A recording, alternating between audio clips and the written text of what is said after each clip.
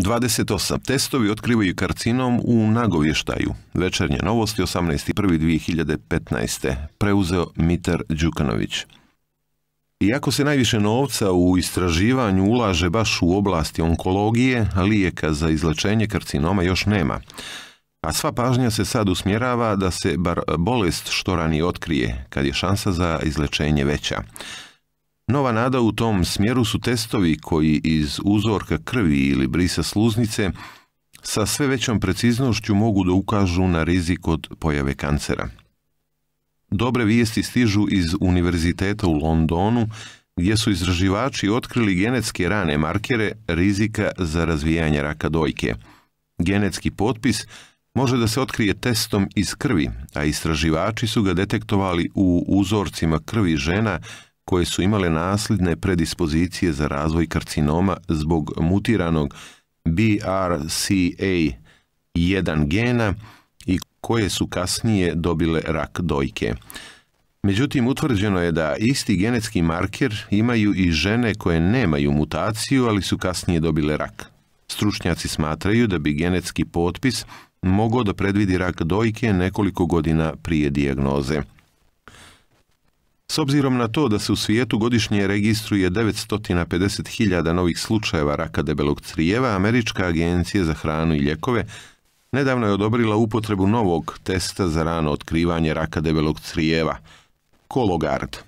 Iako ljekari tvrde da je kolonoskopija i dalje najpouzdaniji način za otkrivanje ovog kancera, smatra se da novi test može sa 92% pouzdanosti da detektuje bolest. Pacijenti bi mogli da uzmu uzorak stolice kod kuće i pošalju ga u laboratoriju, gdje bi se obavilo ispitivanje na nekoliko genetičkih markera koji su povezani sa polipima ili ranom fazom tumora. Dr. David Ahlqvist, gastroenterolog sa klinike Mayo, kaže da novi test može da vodi ka manjem broju slučajeva raka debelog crijeva, kao što je Papal Nikolau test smanjio broj slučajeva raka grlića materice. Kako traganje za genetičkim markerima postaje sofisticiranije, ljekari vjeruju da bi test uskoro mogao da identifikuje i druge gastrointestinalne kancere. 3 najskuplje vrste raka, 3 karcinoma na čije se ukupno liječenje izdvaja najviše para od osiguranja u svijetu su karcinom pluća, 188 milijardi dolara godišnje, karcinom debelog crijeva 99 milijardi dolara godišnje, karcinom dojke 88 milijardi dolara godišnje. Naučnici Mendelovog univerziteta u Brnu predstavili su krajem prošle godine jednostavan kućni test za otkrivanje raka prostate, koji se koristi slično kao test trudnoće.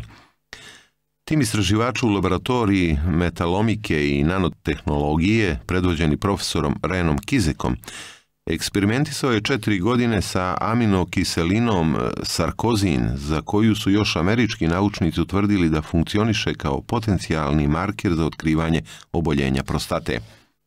Tim je analizirao uzorke više od 500 uroloških pacijenata koji su liječeni u fakultetskim klinikama Svete Ane u Brnu i na Praškom Motolu i na osnovu dobijenih rezultata stvorili su jednostavni senzor za dijagnostiku sadržene sarkozina u mokraći. Istraživači su utvrdili da se povišene količine sarkozina u mokraći neizostavno pojavljuju upravo kod pacijenta sa kancerom prostate.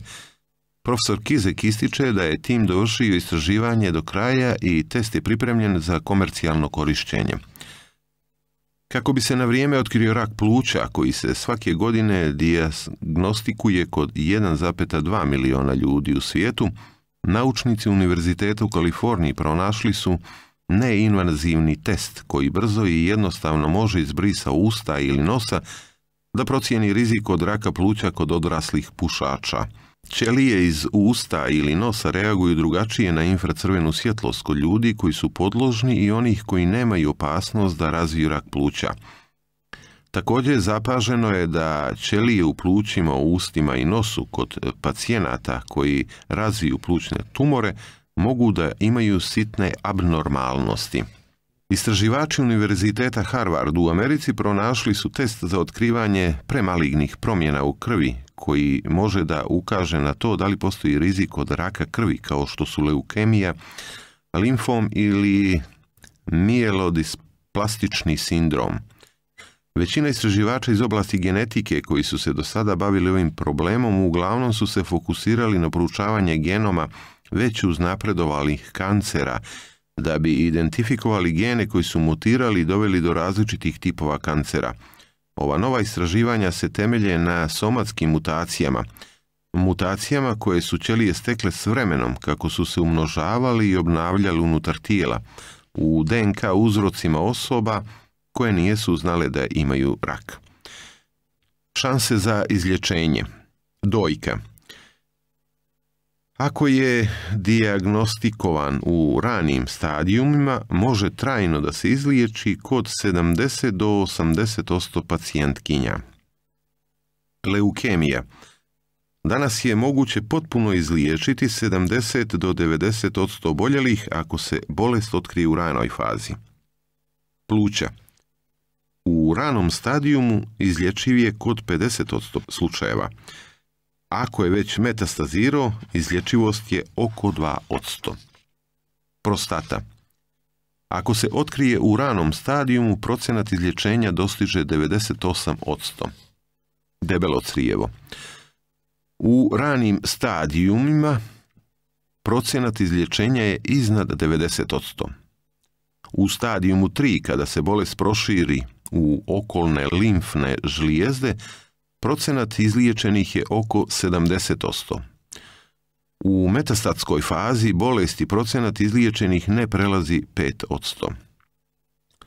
Koristeći dva potpuno različita pristupa, timovi naučnika su pronašli neočekivani procenat uzoraka koji su imali pomenute somatske mutacije u uzrocima krvi koji su ukazivali na kancer. Također, utvrđeno je da su imali veći rizik da će u narednih 10 godina razviti neki oblik raka krvi nego osoba kod kojih takve mutacije nisu pronađene. Mutacije koje su otkrivene u obe studije nastale su u matičnim ćelijama krvi, a najčešće su se ove promjene dešavale samo na 3 gena: DNMT3A, TET2 i ASXL1. Kancer je samo posljednja faza ovih promjena, objasnio je dr. Siddhartha Jeswell, istraživač iz opšte bolnice u Massachusettsu. U trenutku kada je kancer mogao klinički da se detektuje, već su se desile mnoge mutacije koje su se razvijele godinama. Mi smo sada detektovali rano premaligno stanje u kojima su ćelije stekle samo jednu inicijalnu mutaciju. Naučnici su također primijetili da su osobe kod kojih su otkrivene pomenute mutacije imale i veći rizik za pojavu dijabetesa tip 2, kardiovaskularnih bolesti i šloga. Ipak, da bi mogla da se bolje objasni povezanost mutacija i ostalih bolesti, treba da se urade dodatna istraživanja.